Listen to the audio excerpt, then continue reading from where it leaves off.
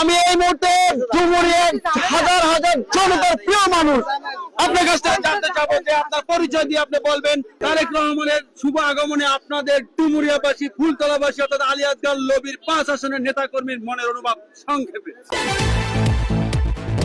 আমি মোহাম্মদ মুশাররফ হোসেন মফিদ, খুলনা জেলা বিএনপির সাবেক যুগ্ম আহ্বায়ক এবং খুলনা 5-এর ধানের শীষের প্রার্থী আলাদা আলী আসগর লবি ভাইয়ের নির্বাচনী এজেন্ট। আজ সারা বাংলাদেশের প্রতিটা মানুষের খুশির দিন। ঠিক তেমনি ভাবে ডুমুরিয়া ফুলতলা খুলনা 5 আমাদের প্রিয় নেতা যার হাতে তারেক রহমান সাহেব ধানের শীষ তুলে দিয়েছেন আলহাজ আলী আসগর লবি ভাই, তার নেতৃত্বে আমরা ঢাকাতে প্রায় 1,500-এর অধিক লোক আমরা এখানে এসেছি তারেক রহমানকে স্বাগত জানাবার জন্য। এখানে আমাদের বিএনপি সহ সকল অঙ্গ সহযোগী সংগঠন শুধু নয়, বিএনপি নেতাকর্মীরা শুধু নয়, ডুমুরিয়া ফুলতলার সাধারণ নেতাকর্মীরাও এই উৎসবে হাজির হয়েছে।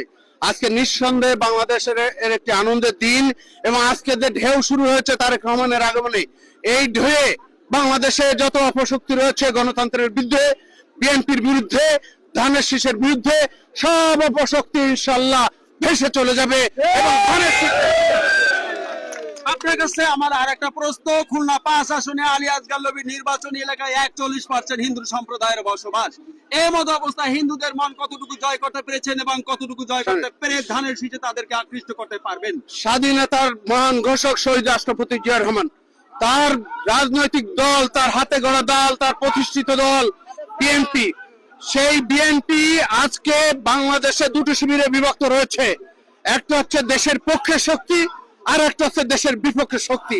বিএনপি একমতন করে 71 এবং 24-এর বিজয়কে, এবং সেই কারণেই আমরা বলতে চাই যারা দেশ বিরোধী শক্তি এবং স্বাধীনতা বিরোধী শক্তি, ডুমুরিয়া ফুলতলার যে হিন্দু সম্প্রদায়ের লোক রয়েছে, তারা দল মত নির্বিশেষে ঐক্যবদ্ধ হয়েছে আলহাজ আলী আসগর লবি ভাইয়ের নেতৃত্বে ধানের শীষের বিজয়ের মধ্য দিয়ে দেশ বিরোধী শক্তিকে প্রতিহত করবে ইনশাআল্লাহ।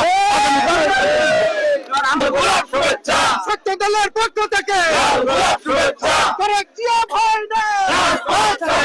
সুধীবৃন্দ, ঘরে বাইরে রাস্তাঘাটে পথে প্রান্তরে দেশে কিংবা বিদেশে যে যেখান থেকে দেখছেন তারেক জিয়ার আগমনের এই প্রতিধ্বনি, এই আনন্দ উল্লাস, আপনাদের সবাইকে প্রাণ ঢালা অভিনন্দন।